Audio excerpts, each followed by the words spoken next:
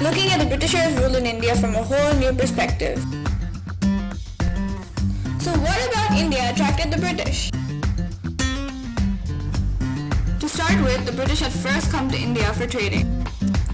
That primarily included spices and silks. The Mughals lost their control over the vast empire, and thus the provincial rulers became independent and started to favor the British, which allowed their economic and political stance to overpower theirs. So after that, the Britishers could not resist, as India had fertile land perfect enough to grow raw materials to feed their machines in Britain.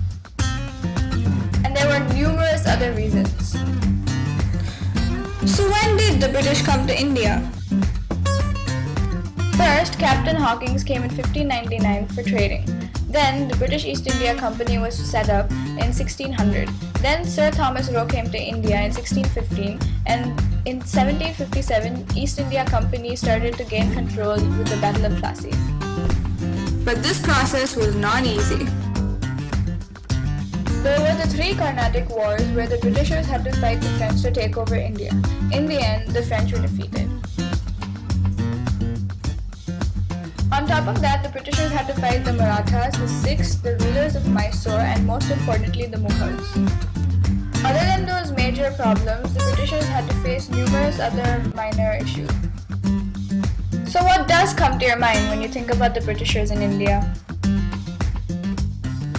Most of you may think about how the Indian economy went down, the Britishers changed the entire ruling system, they completely looted our jewels and riches, the famine the farmers had to face, the numerous wars the Indians had to fight for the British, how they divided us and caused conflicts between states. Well, of course this is true, but think about what good the Britishers have done us. After all, every force has an equal and opposite reaction. They brought our states together as they started ruling as a whole. They introduced the railway tracks. They introduced a more efficient posting system. They introduced cricket, which is one of the most common favorite sport between Indians. They introduced a more advanced system of education and introduced the English language. They banned inhumane activities like sati and the killing of a girl child. They introduced a more advanced and efficient law system. They brought in the Industrial Revolution. They introduced advanced curing methods and medicines, infrastructure and building, and most importantly, they made us realize the importance of nationalism.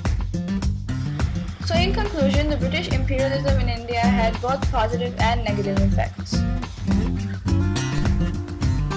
So the next time you talk about the British imperialism in India, be sure to acknowledge the positives too. Who knows, we could have been a completely backwards country without them.